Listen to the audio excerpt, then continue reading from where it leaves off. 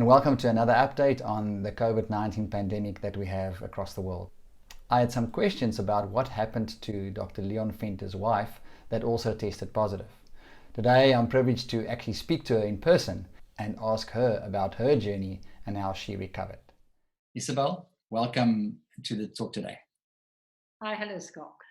Yes, it's really a privilege to speak to you now and get your view of the whole story and how you are doing at the moment. How are you?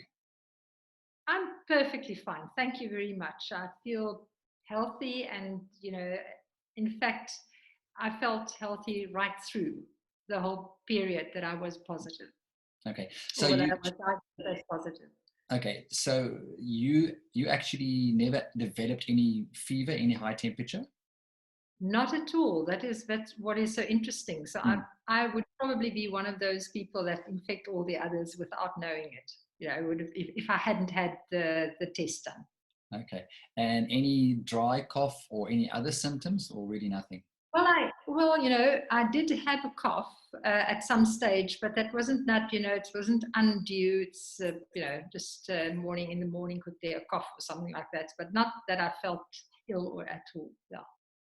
Yeah, I think it's a very important point. I actually read a short little article yesterday where they said estimated numbers that they are now seeing with antibody testing are way, way more than the actual confirmed cases. Yeah, that's what I think, and I think, many people are in the situation that I am, that we had no idea that we actually are carriers of that COVID-19. Yeah, and I think that emphasizes the point that we need to not spread the infection and not have the normal precautions when we cough, when we sneeze, not to infect other people, thinking that we're not sick at all. Exactly. So you might not know it, but you might be positive, so that if you wear your mask, you will protect everybody else around you. Absolutely.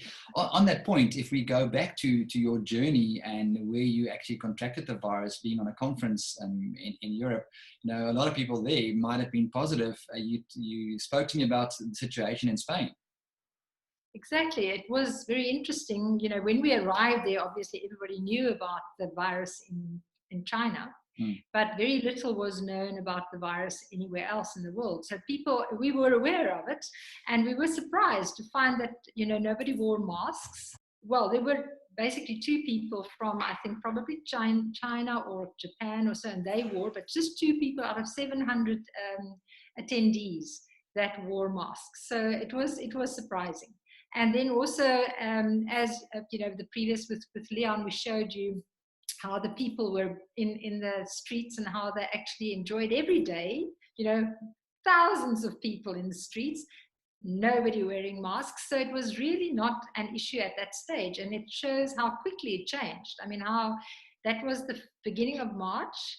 And I mean, by the 15th of March, the whole story had changed. Mm-hmm. Yeah, I think that was a really interesting clip to see that, and thank you for the material. I think the photographs that you also sent me is, I think, handy for the people to see.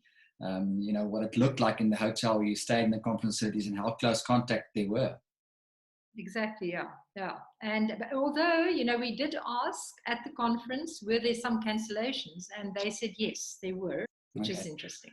Okay, so then obviously you came back, and as we know, he tested positive first, and he had to isolate, and you were negative at that stage. What went through your mind, as my husband's ill now, what's going to happen to him? He's not 30 years old. Is he going to be very sick?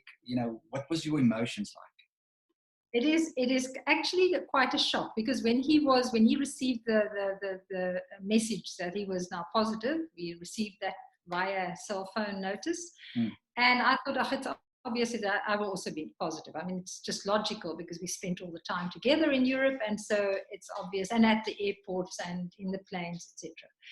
And but then surprisingly, I was declared negative, and then we had to kind of self-isolate in the house, which is not the most easiest thing to do. I mean, to isolate one person sleeping in one room, using a different bathroom, trying to not touch the same surfaces, that was very difficult. And Leon was, in the beginning, he was only sick for about a day or so, where he had high fever and myalgia and felt very tired. But there was always this knowledge that this whole thing can turn around by day 8. So we were kind of in trepidation and worrying about day 8. Could things change from day 8 to day 10? They say that's the more difficult stage. And so we had read about it.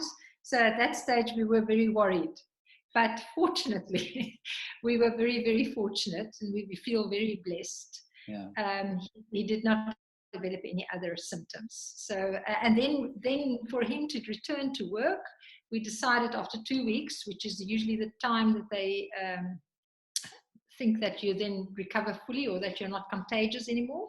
We then again did the test. And at that stage, I was now identified positive. Okay, so when you tested positive, now you could actually mix and have contact again, because you obviously, for how many days did you have no contact in the same house with you? Was it only you two?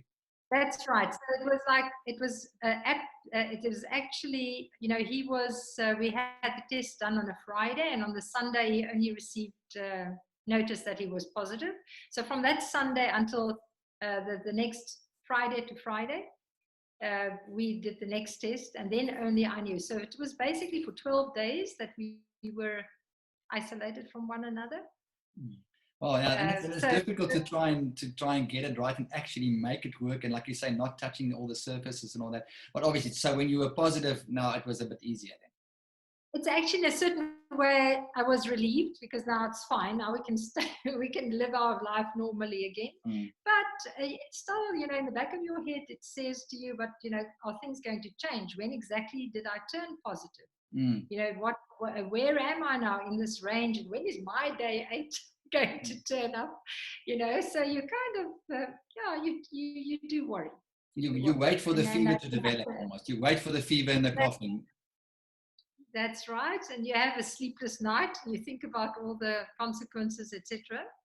But fortunately, it didn't turn out to be bad for me. Okay. So I'm very fortunate. So Isabel, now he then returned to work, and obviously you still in your 2-week isolation. How does it affect your work and what you do every day?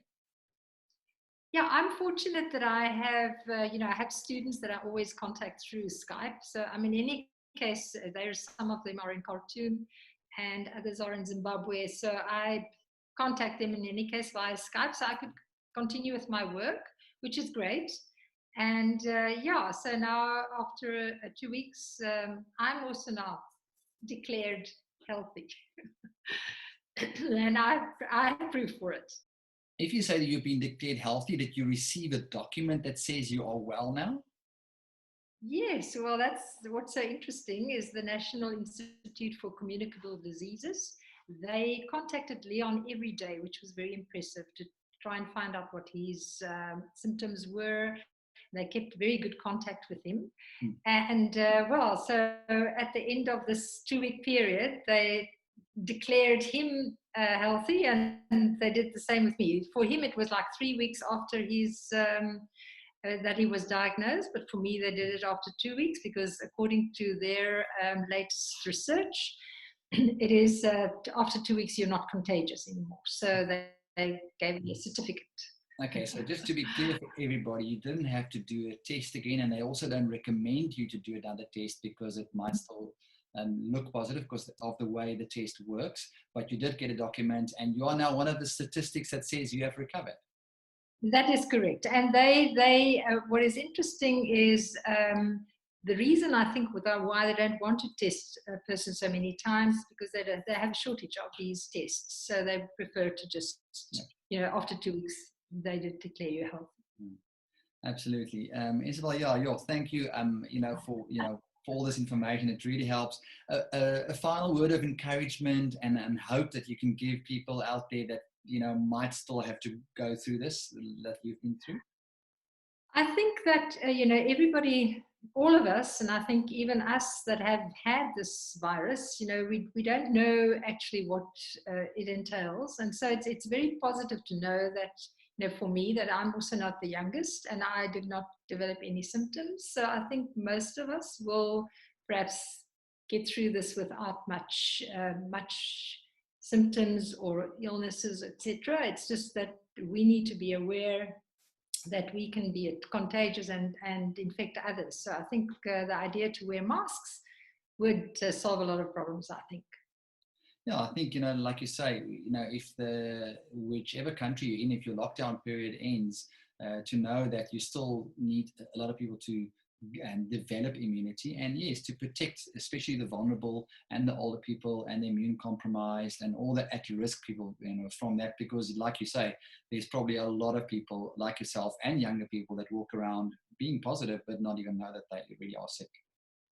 Not even aware of it. And I think, also this is a very, very contagious disease, as everybody points out. So, I think you need to be aware that you need to wash your hands, that you have to be very careful when you touch your face. And I think by actually wearing the mask, you actually prevent yourself from touching your face.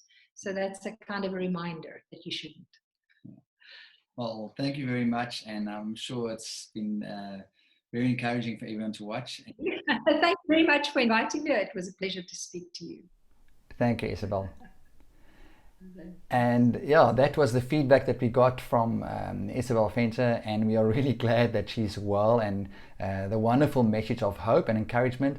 And yes, it's important to know that even if the lockdown period ends, to when you do go out, still to remember hygiene, washing hands, and to wear a cloth mask is important to protect other people. And do not spread the disease that far, so that our medical systems and our healthcare system can still cope with the whole situation.